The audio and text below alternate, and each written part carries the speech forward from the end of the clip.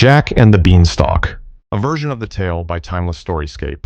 Once upon a time, in a humble little cottage at the foot of the foggy mountains, lived a young man named Jack and his mother. Life was anything but easy for the pair. Their only source of income was the milk from their beloved cow, Bess. But as the years wore on, even Bess's milk couldn't cover the mounting repairs their home needed. The roof leaked with every storm, the windows rattled dangerously in the wind, and the door had long since fallen off its hinges. With winter fast approaching, Jack's mother decided that something drastic had to be done.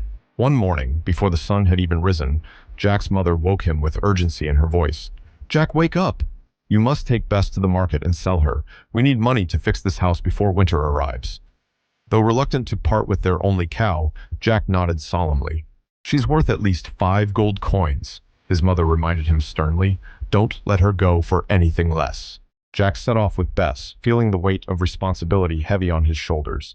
As he made his way to the market, an old man with a peculiar twinkle in his eye approached him. "Good morning, young man. That's a fine-looking cow you have there," said the stranger. "She's for sale," Jack replied. 5 gold coins, no less." The old man stroked his beard thoughtfully. "I don't have gold," he admitted, "but I do have these." He held out his hand to reveal 5 small, black beans. "They're magic beans. Plant them, and they'll bring you more wealth than you can imagine." Jack hesitated. The beans didn't look magical, but the man's words painted a picture of hope. Fixing their house, buying a new cow, maybe even living comfortably. It all seemed possible. Against his better judgment, Jack handed over Bess and accepted the beans. When Jack returned home, his mother was not impressed. "You foolish boy!" she cried, throwing the beans out the window in frustration. Jack's heart sank as he retreated to his room, overwhelmed with guilt and regret. But the next morning brought a surprise. When Jack pulled open the curtains, he saw a massive green beanstalk towering into the clouds. The old man hadn't been lying after all.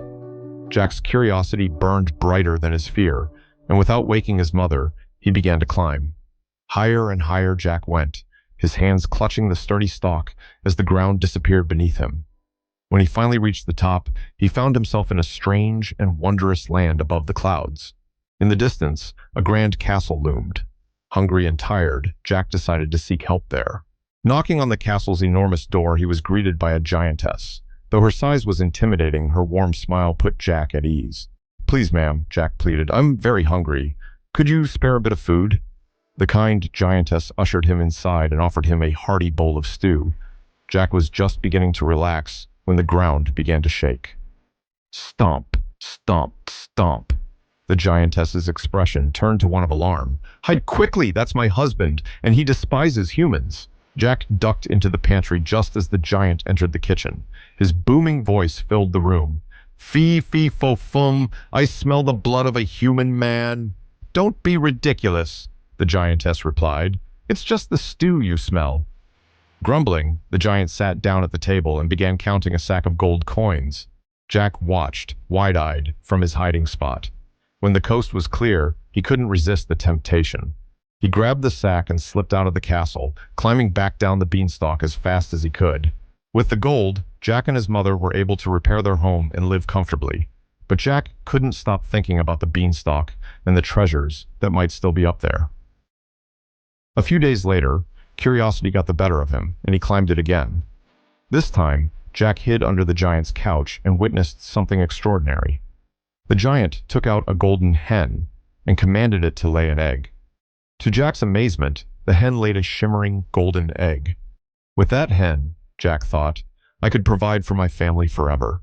When the giant fell asleep, Jack seized the hen and made his escape. The hen's clucking woke the giant, who roared in anger and chased Jack to the beanstalk. But Jack was too quick. He slid down the stalk and once again escaped with the treasure. The golden hen brought Jack and his mother even greater wealth, but greed had taken hold of Jack's heart. He couldn't stop thinking about the giant's castle. Determined to see what other treasures lay hidden there, he climbed the beanstalk one last time.